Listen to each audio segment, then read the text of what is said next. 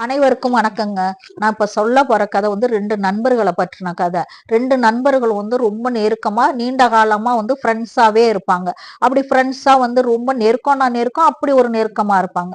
அப்படி உயிர் பிரியாத தோழர்களா இருந்தோம்னா, ஒரு நாள் வந்துட்டு அவங்க பேர் வந்து ராமு, சோமு. இந்த ராமு என்ன செய்வானாக்கா, ஒரு நாள் விசேஷத்துக்கு போறதுக்காக சோமு கிட்ட போயிட்டு, "நீ தங்க மோதிரம் போட்டிருக்கியே, அந்த தங்க மோதிரத்த கூட நான் விசேஷத்துக்கு போயிட்டு வந்து உன்ட்ட தரேன்னு" சொல்லுவான்.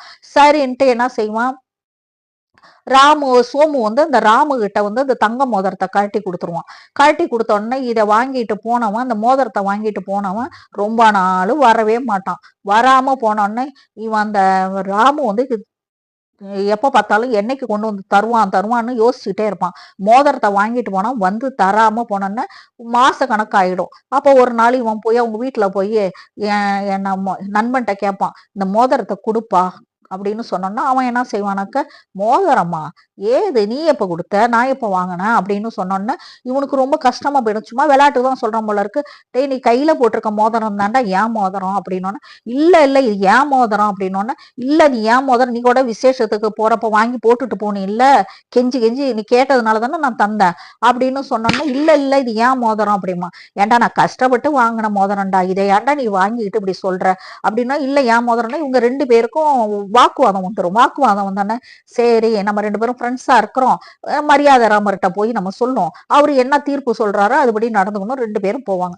மரியாதை ராமர்கிட்ட போனோடனே இது மாதிரி இந்த விஷயத்த அவர் கேட்பாரு, எப்படி என்னன்னா இந்த விஷயத்த சொன்னோன்னா அவர் சொல்லுவாரு, சரி அந்த மோதிரத்தை வந்துட்டு நாளைக்கு வந்து உனக்கு தீர்ப்பு சொல்றேன், நீ போ அப்படின்னு சொன்னா மறுநாள் 2 பேரையும் வர சொல்லுவார்.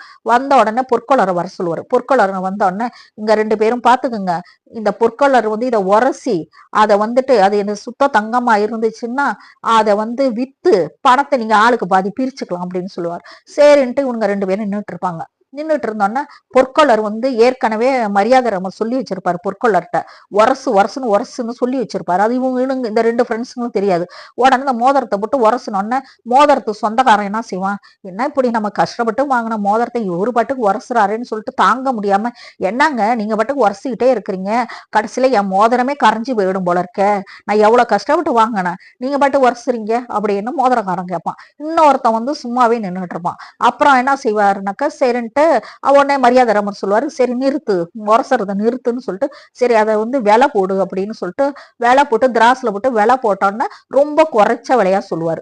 சொன்ன உடனே மோதிரம் வாங்கினவன் வச்சிருந்தவன் உண்மையான மோதிரக்காரன் சொல்லுவான், நான் இதை வாங்கும்போது என்ன விலைக்கு வாங்கினேன், நீங்க என்னடா இத்தனோண்டு ரேட்டு சொல்றீங்க, இது அடுக்குமாங்க, இப்படிலாம் பண்ணலாமாங்க அப்படின்னு பதறுவான்.